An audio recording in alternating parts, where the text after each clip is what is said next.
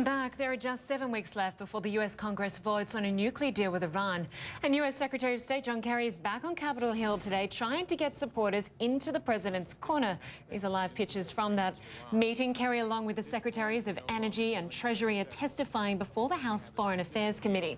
Lawmakers on both sides of the aisle say the agreement with Iran has flaws. And Americans seem to agree. A new CNN ORC poll shows 52% of Americans think Congress should reject the deal. Global Affairs Correspondent Elise Labott joins us now from Washington. And Elise, even after all this time negotiating the deal, US Secretary of State John Kerry's job is not done. He's still trying to convince Washington it's a good deal. Just explain what's happening right now.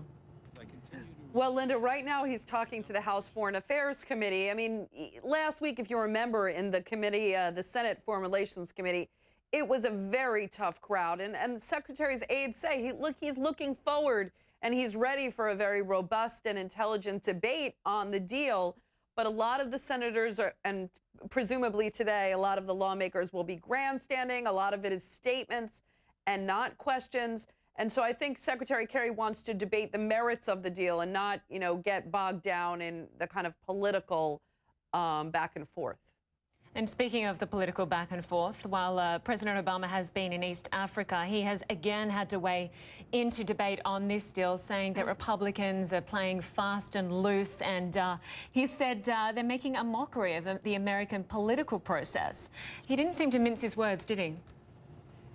No, he's not mincing his words. And in fact, the administration has come out with a whole initiative online to try and rebut what they call this misinformation. There's this Iran deal Twitter account that last week was live tweeting 2 senators during that hearing. And so the administration is spending a lot of time rebutting what Republicans are saying about the deal, saying, no, you don't have the facts straight.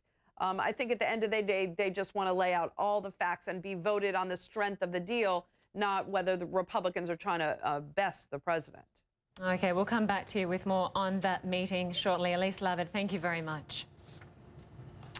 North Korea is reiterating that it's not interested in a nuclear deal like the one with Iran. Pyongyang also accused the US of a hostile policy at a rare news conference by one of its envoys. Our Will Ripley was there. When North Korea holds a news conference, it's such a rare event, it's almost newsworthy in itself. But journalists who turned up were hard-pressed to find any new headlines from Pyongyang's ambassador to China, Ji Chae-ryong. The diplomat ran through the usual litany of anti-American rhetoric, blaming the U.S. for what he calls an increasingly violent situation on the Korean peninsula, expressing outrage over next month's annual joint military drills between South Korea and the U.S., insisting North Korea is a nuclear power under constant threat of attack from the United States, with no plans to disarm. The DPRK is not interested at all in a dialogue to discuss the issue of making us freeze or dismantle our nukes unilaterally first, the ambassador says, a clear reference to the nuclear agreement with North Korean ally Iran. The deal only adding to Pyongyang's isolation as sanctions cripple its economy. On Monday, North Korea celebrated what it calls Victory Day, the 62nd anniversary of the truce ending the Korean War. Supreme Leader Kim Jong-un seen on state media thanking veterans for defeating the U.S. aggressors, standing under a huge portrait of his grandfather, Kim Il-sung, the founder of North Korea, bearing a remarkable and many say deliberately cultivated resemblance to the young leader. Portraits of his father and grandfather line the walls of the embassy in Beijing, just like every North Korean government building. You may have noticed the ambassador was sitting directly under the portraits of the late supreme leaders, and that's no accident. That is protocol in North Korea whenever an official or dignitary is speaking. Our press conference lasts less than 30 minutes. A 22-minute statement followed by 3 questions, of which only 1 is answered. Then it's time to go. We're certainly being watched very closely as we film inside the embassy, and that's very similar to what it's like when you're actually reporting in North Korea as well. Clearly, the idea of any media being here, especially Western media, makes government leaders a bit uncomfortable.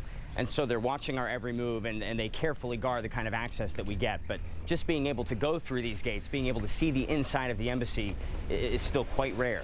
We leave the North Korean embassy just as we came, with no new insight, no new answers, no wiser as to what exactly is going on in one of the most opaque nations on Earth. Will Ripley, CNN, Beijing.